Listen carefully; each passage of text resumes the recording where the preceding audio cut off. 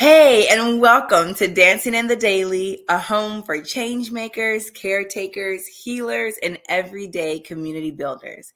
Together, we are working to call in more love, joy, and connection into our world. I am so grateful to have joining us McKeevery Burgett, who is the author of the book, Blessed Are the Women. Beautiful title. It's currently available for pre-order. I have my copy. Make sure you get your copy of this book. I know after this conversation, you are going to be so eager and excited to dig into the wealth of knowledge and wisdom that Claire is sharing with us.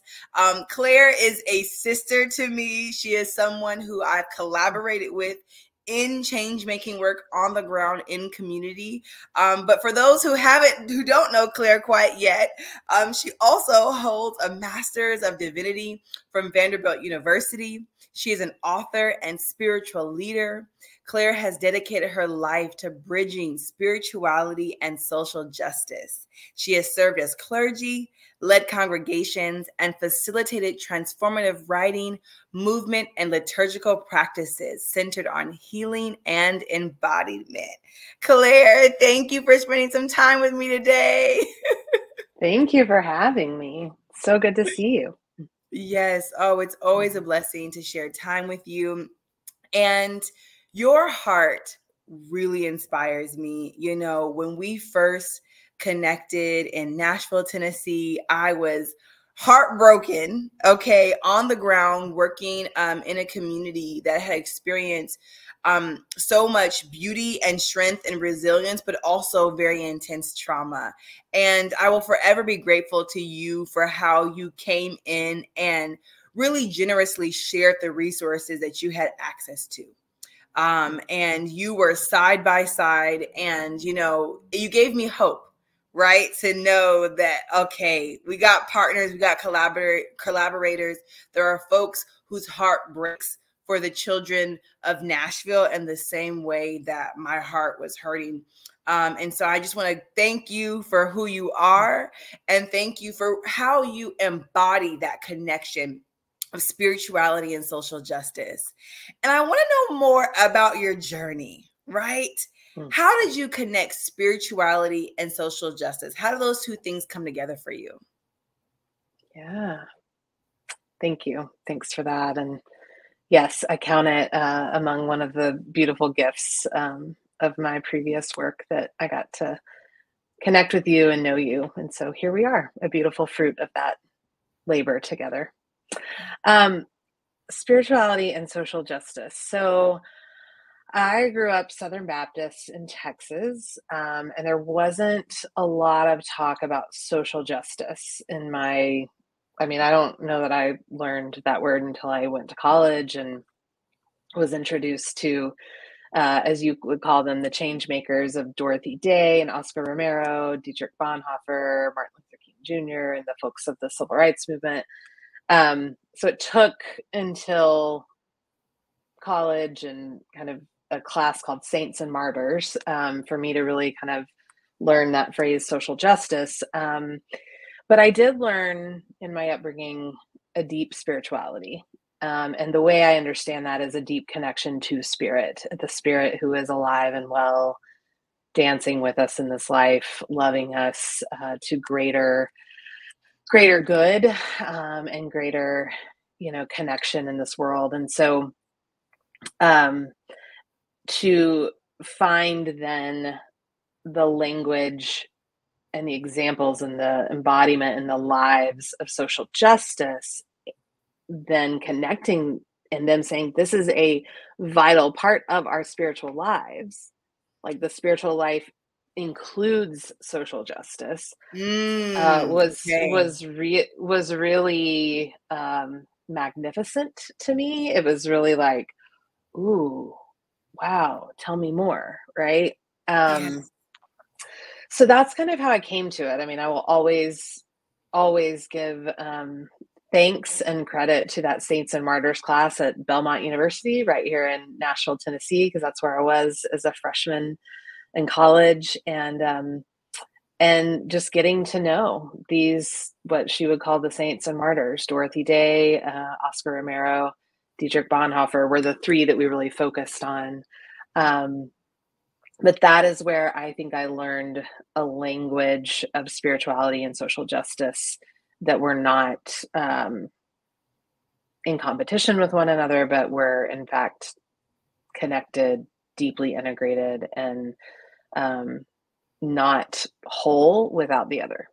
Can you speak a little bit more to that? Because this is actually very interesting to me, right? This idea that social justice was a part of their spiritual life, because I've not actually thought about it like that, before. And I think oftentimes the way it's presented is that it's an add-on, right? Social justice is something that you might do, kind of like because you're so spiritually inspired, right? But not necessarily like it's actually a part of your spiritual practice, right? And I think definitely in the United States, when we think about, so many congregations, like the social justice ministry is kind of like, maybe not, maybe we have one, maybe we don't. Or maybe we, put a small amount of our time towards that, and maybe we don't. There are churches who that is like the very center of their ethos, but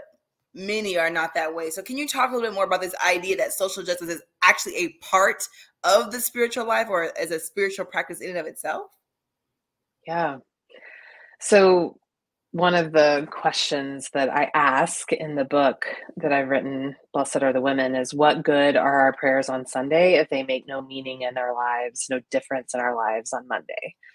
And so the way I understand liturgy, which is quite literally the work of the people of God, is any time we are gathered. So it doesn't require a pulpit and pews and brick and mortar building. It's really, we are doing the work of God when we are gathering together anywhere and living into and out of the love that God has for us. And so that can be, we're practicing the liturgy on the streets as we're marching for a cause that we believe in. That can be in the birthing room, right? When we are quite literally, women are laboring to bring forth more life into this world. That absolutely, and I hope, is when we go to the polls. I hope that my spiritual life and how I'm reading about the prophets and Jesus and the women influence who I'm centering, right? Who I'm putting at the forefront of that vote that I cast. So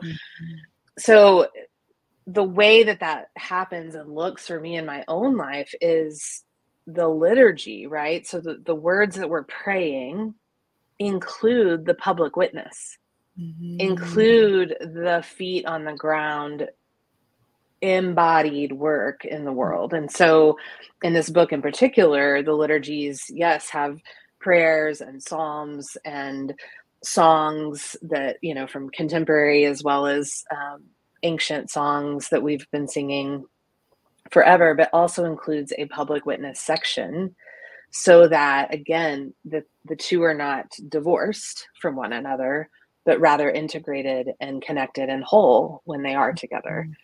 And so I just have a really expansive understanding of what liturgy, what church really even is, that it is not a place I have to go to, but it is something that lives within me and that I can then live in my everyday life. Nobody's going to tell me that sitting around the dinner table with my kids isn't church, because it is, or at least it has the potential to be.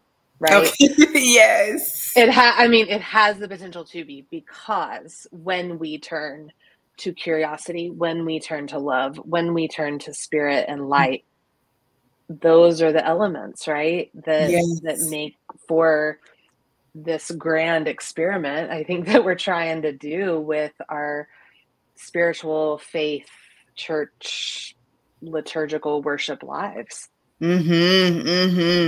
Oh my goodness, that's amazing. You're inviting us to be fully present in our lives, right? And recognize that every single moment is an experience, an opportunity for spirituality, as well as every single moment as an opportunity, right, to embody those values, right?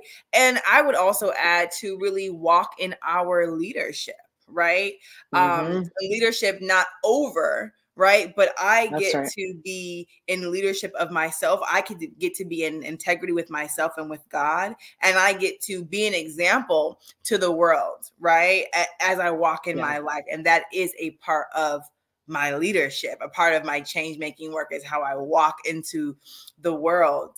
You have a chapter in your book, Leading from the Margins. And you tell the story of two women. And I would love for you to take us through that chapter, right? What does it mean to lead from the margins? And what are the stories that you highlight in the Bible that really exemplify that? Yeah, so that chapter is Susanna and Salome. Susanna is named as one of the funders, one of the patrons of Jesus's ministry. So quite literally, the ministry doesn't happen without the money, the patronage of Joanna, Susanna, and Mary Magdalene, and then are named, and then it says, and others supported this work. And then I've imagined throughout several of the stories of the book that this circle, this community kind of grows around Jesus. He is their leader, but he's also their follower. And so I've imagined that the kind of power that they share is a power with, a power alongside. There's not somebody like way out in front, trying to drag everybody behind them. There's not people that need to be left behind. It's really, again, that circle, and we are together in this. And I imagine that it is much bigger than 12 and much bigger than just men. And that these women, because they are named and we see it there, help grow the circle through their love, through their patronage, through their support, and through their gifts that they're offering. And so then in this chapter, you get, I've imagined that Salome is the woman who is brought before Jesus, and they're saying that she's an adulterer and she needs to be stoned. And then this is, of course, famous, you who have not sinned, cast the first stone. Nobody can really do that. And so they all walk away. But it's like the way I tell it, the circle of women is around Jesus and this woman who's been thrown to the ground, the religious leaders sort of casting their, judgment and unprocessed trauma and shame onto this person. And the women, like their strongest leadership strategy is to encircle and breathe and pray. They don't say a word. They do not say a word. But they are there and they are present. And they're welcoming Salome into the community, into the circle when the whole scene sort of ends and they drop their stones and they walk away. And Jesus says, don't sin anymore. And again, the way I interpret that is he's saying it much more to all of us than he is to just an individual. That like all of us are called to not sin anymore. And that means our systems, right? Our empires. All of the ways that we are being unjust. I believe that Jesus it's not just about this woman and this kind of personal sin and, but that it's about what is the community? What is the community aspect here? What is the community's role? And how does the community repent? How does the community turn toward liberation and love? And so, there's these women, and then and Salome just kind of joins them, and they continue to travel and are a part of Jesus's ministry. And so I truly believe that if you follow the women, you'll find Jesus there following them too. So, oh my goodness. It's interesting when you talked about your interpretation of what happened there and that sin, right? And I think oftentimes, there's this focus and emphasis on individual sin. And you talked about like this idea of community repenting, right? And thinking about like what's happening at the community level in terms of this question of sin, this, missing the mark in this moment. And I'm wondering, are there any stories that make you think of in terms of blessed are the women, right? When you think about stories in the Bible of women, that make you really move from, okay, individual sin to collective repent or collective healing, right? Collective forgiveness even. Yeah. I mean, I've also written the story of Eve, who, and she's not named in the text, but I've given her this name, Eve. She's named after the first woman. And of course, I mean, I'm going to pause just to say that, I mean, the whole idea of sin and sin being on women, I mean, can be traced back to the Eve story, right? Mm-hmm. And how so much blame and shame and, wrongdoing gets projected onto her and her body, I believe unjustly and incorrectly. And so that's a whole thing, a whole theological thing. But here we are in the New Testament, and this story of the woman who's anointing Jesus before he dies. He's dining with a group of men, and she shows up just out of her, she can't not go, as I have imagined it, out of her love, out of her curiosity, and she anoints him. And of course, her presence scandalizes these men. I mean, they are scandalized. They are like, what are you doing there? And again, the questions that I have about that, and that Eve, I believe, has, is like, why does my body have to carry your shame?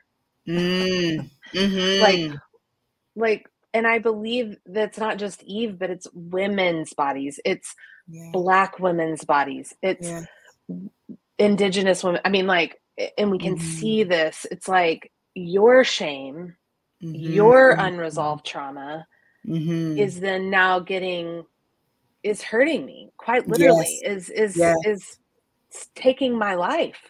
And so she has a lot of questions about that, as she should. And she has a lot of insights about the commodification of bodies, right? And that if we, we value some, we don't value others, but then we use all of them. That's right.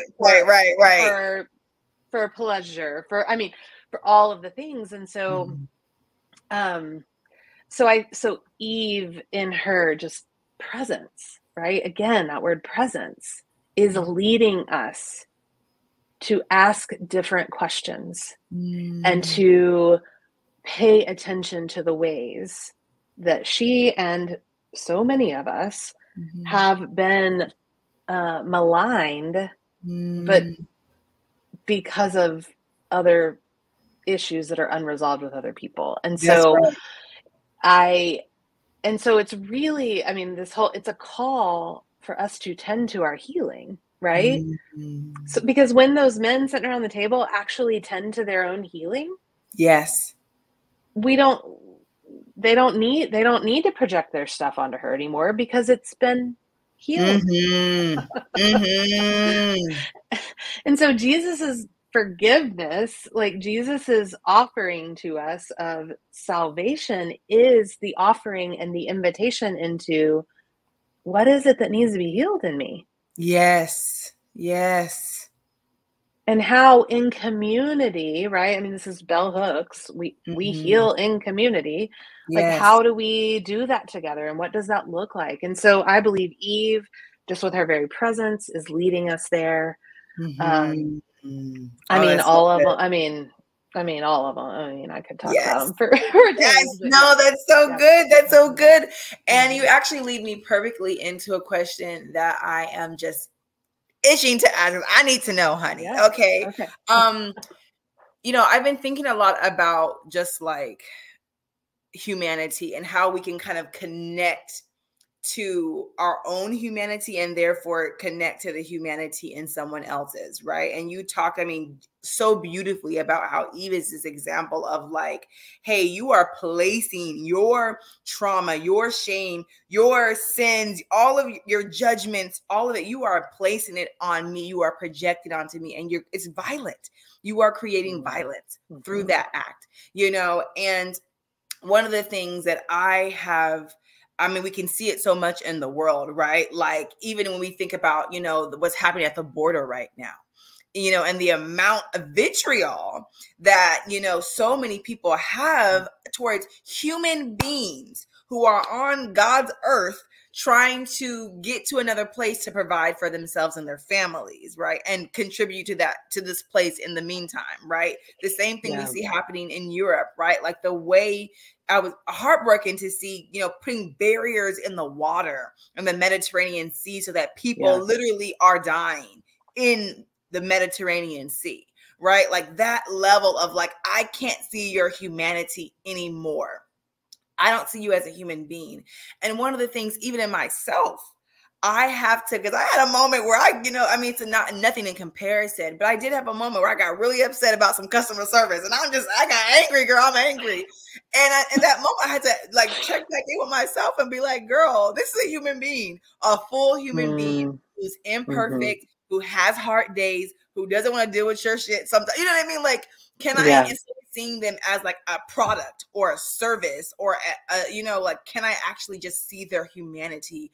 One of the things I feel is so important is like, how do I push myself to see people through the eyes of Christ, to really be able to see like their humanity and their vulnerability?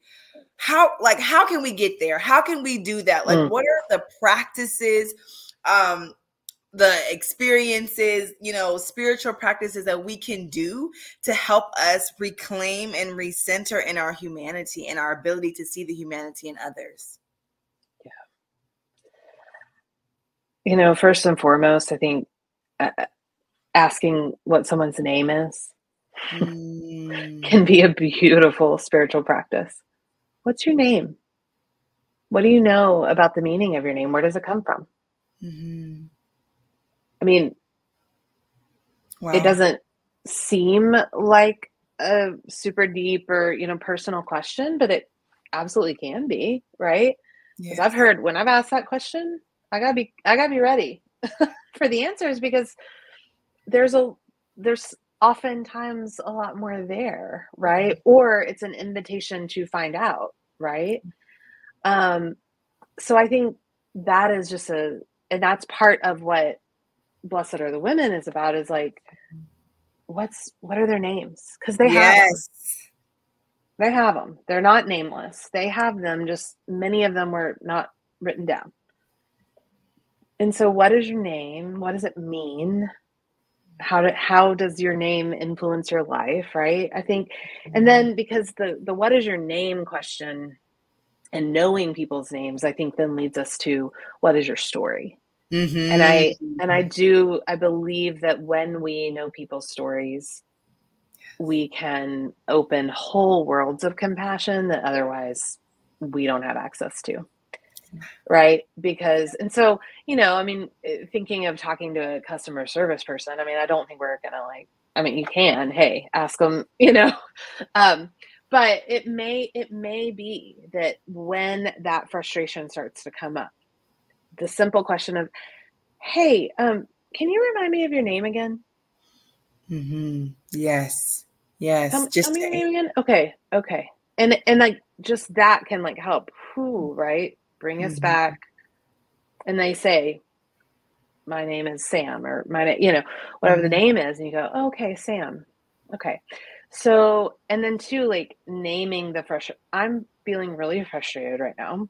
Because like, I want this particular thing. I totally recognize that like, you're not, you're not in control of this. And so, like, what can we do to like, I just think I find that again, the knowing someone's name, but then also naming what is going on with me. I am frustrated.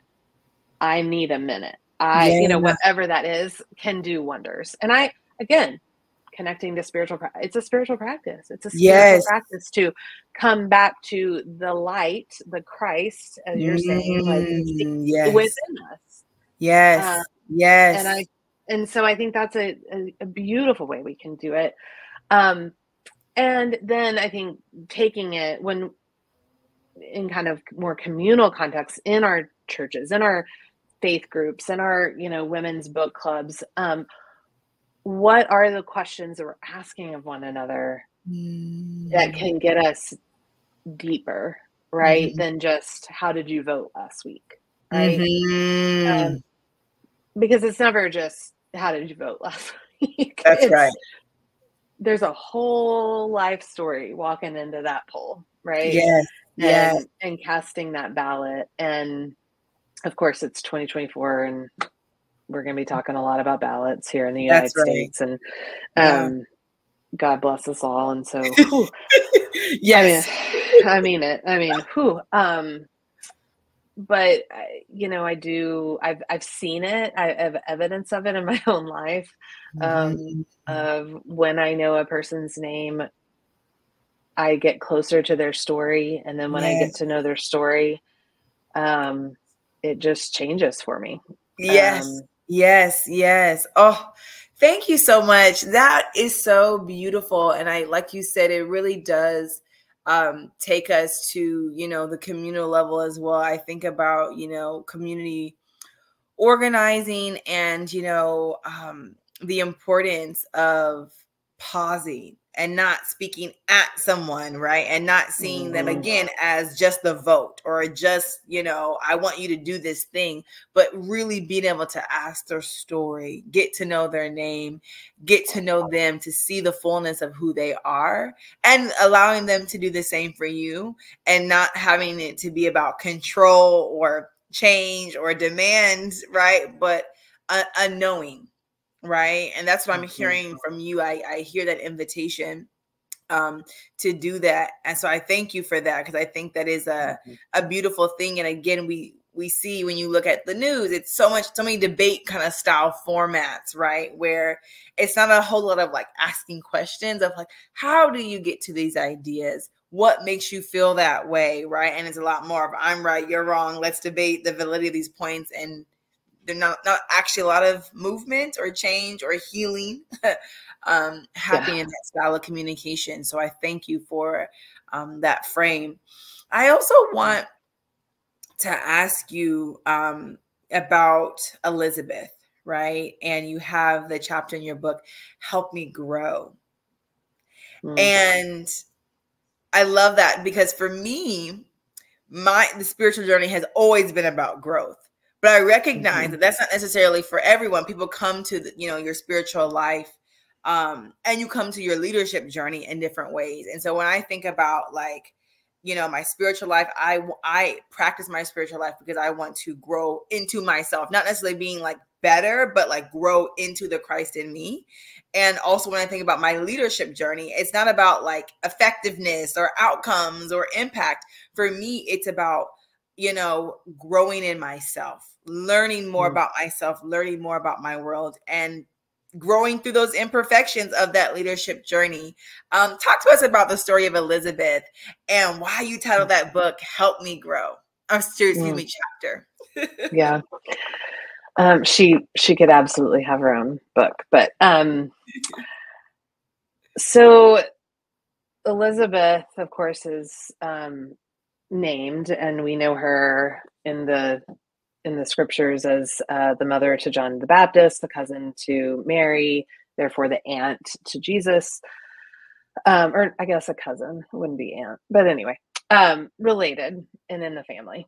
And she and Mary are very close, and so close, in fact, that Mary goes to visit Elizabeth when she's newly pregnant, and Elizabeth is 6 months pregnant. And but Elizabeth is said to have given birth to John the Baptist in her old age, which of course, who knows what they defined as old back then. But what we do know is that both Elizabeth and Simeon, her husband, I mean, longed for this child, prayed for this child, wanted this child deeply, long before they knew he was going to be John the Baptist. And so I was playing on this idea of help me grow. Like literally, I want my body to grow. Yes. Yeah. And this was this perhaps might be the most personal story for me because I went through my own kind of fertility journey in with our second child, Liv. They called it secondary. That was kind of when I was fun. They called it secondary infertility. That never felt right to me. I never felt infertile, which Elizabeth kind of says. She's like, like when you have an open heart, like how can you be anything but fertile? And that is what felt true to me. And yet I still had all these doctors kind of telling me like, well, when it's been this long, like, and there wasn't a lot of explanation. So anyway, Elizabeth was I was deeply connected to her. She was on our family altar kind of throughout our process and journey to Liv. And of course, now we do have Liv and ended well with us. But yeah, so I was playing on this idea of help me grow. The first line of Elizabeth's story is, I was a mother before I was a mother. And that line came to me, you speak of the border. I was listening to an NPR story about children being separated from their mothers at the border. And it was, I mean, I had to pull over on the side of the road because the reporting was like kind of, you could hear the cries of the children and the mothers. And I was so deeply affected by that.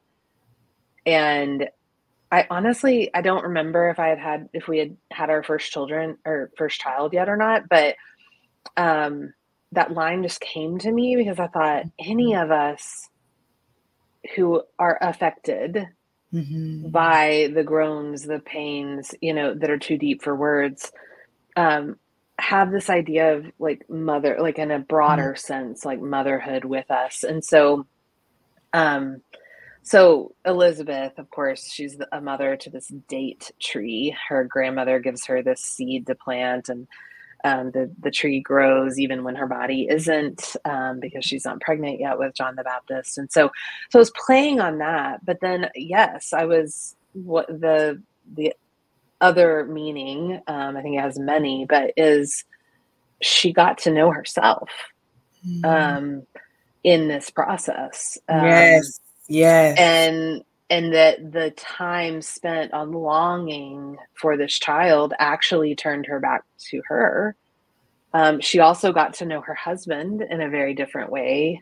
Their grief together, right, over longing for something that they didn't yet have, kind of, helped their relationship kind of evolve. And so that's how I imagined that, and imagined the idea of growth. And, I don't know that I was conscious of it at the time, but you bringing it up, really, it's like, that's the spiritual life. Yes. The spiritual life is not just like a static thing. I mean, you're exactly right. Like it is a lifelong journey, and it's you think of the roots roots just go all over, and they go deep and they grow out, and that's the kind of growth that the spiritual life is begging of us, I believe.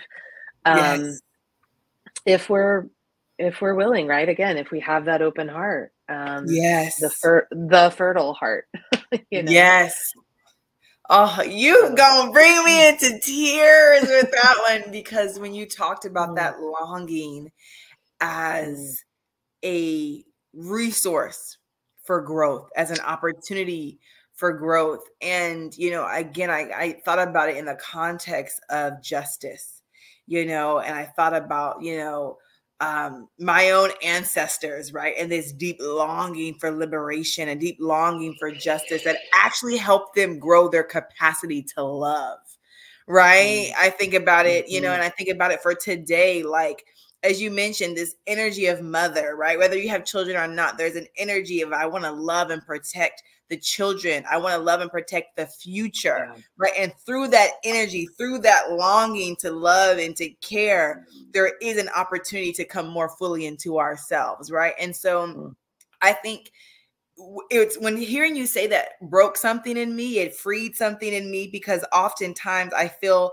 the longing of the change maker as a heartbreak, right? I'm longing for justice. I'm longing for peace in the world. I'm longing for a ceasefire. I'm longing for freedom of movement for human beings, all of these things. And it's painful. That longing can literally crush the spirit and the soul if we don't surrender it to God, to spirit. And you gotta have somewhere to go. Yes. But as you talked, thinking about this longing as also an opportunity for growth, right? So not only heartbreak, but also breaking open into our full selves. Girl, listen, honey, come on, blessed are the women. Blessed are the women. I am just so inspired. And when I tell you this is what I needed, I want to close thinking about some practices, right? We have amazing, phenomenal human beings. And again, when I say change maker and leader, for me, that is every single human being. If you care and you have a heart for community, whatever, if you have a heart for your neighbor, whatever that looks like, you are a change maker, right? If you are deciding to wake up and walk in love, you are a leader, you are a change maker. And so this is really for everyone.